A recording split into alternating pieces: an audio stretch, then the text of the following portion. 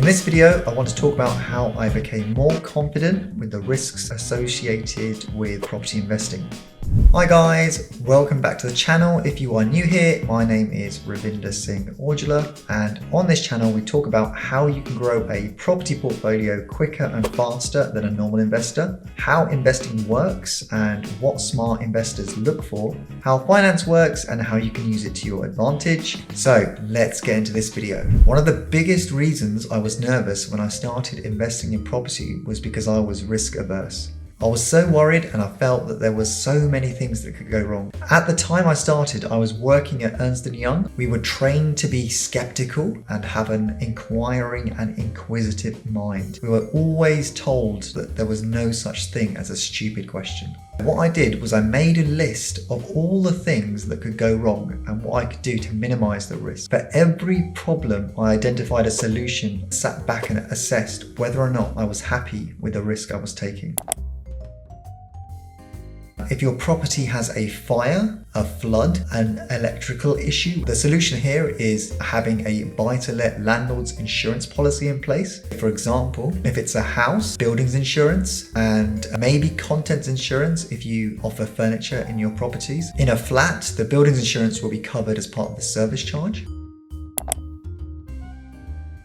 Some of the risks I came up with was that I couldn't find a tenant. The tenant moves in and stops paying the rent. The tenant causes damages. I didn't like the idea of managing tenants potentially. So some of the solutions to these issues was to only buy in areas where there was strong tenant demand. So using letting agents to help identify these in my chosen area. Using a letting agent that offered a rent guarantee and taking a deposit in relation to any damages caused, and if I didn't want to manage the property myself, I could use a letting agent.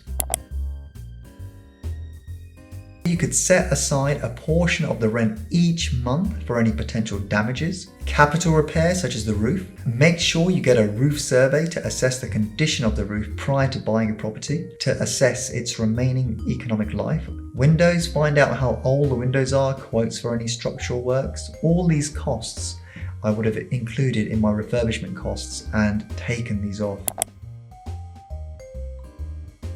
If I wanted to manage the properties myself, I was particularly nervous about who do I turn to if I needed help. So I actually joined the RLA, I think it's now called the NRLA, which is National Residential Landlord Association. For £79 per annum, you can get all the help and advice that you will ever need. You can actually pick up the phone and speak with someone, which is priceless.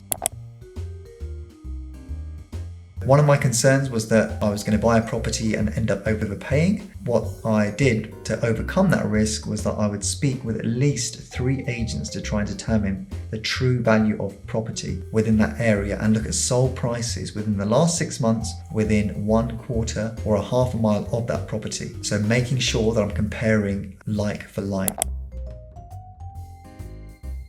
I don't really understand the entire legal process, and to be honest, I didn't want to become a solicitor when I first started. So I actually did the easiest thing in the world to do. My father-in-law actually recommended his own solicitor, so use recommendations. Some additional risks that I have added to my list include the following.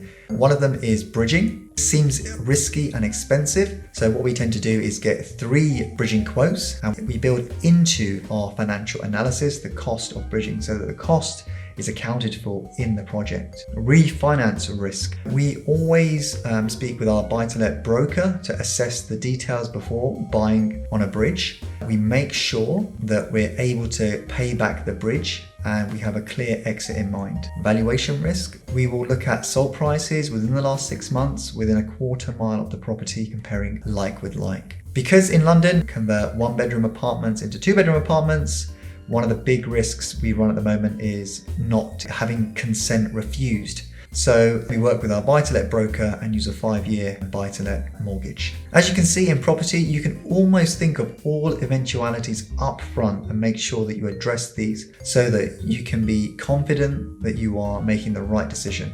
If you like this video, please smash that like button and hit the subscribe button so that you get notified when I release another video. Make sure you are subscribed, as I will pick a subscriber at random and have a 10-minute call with you to see how I can help you on your property investing journey. Please check out my personal website, ravinderaudular.com, where I have lots of free videos on property investing and service accommodation. Thanks for watching and see you on the next video. Bye.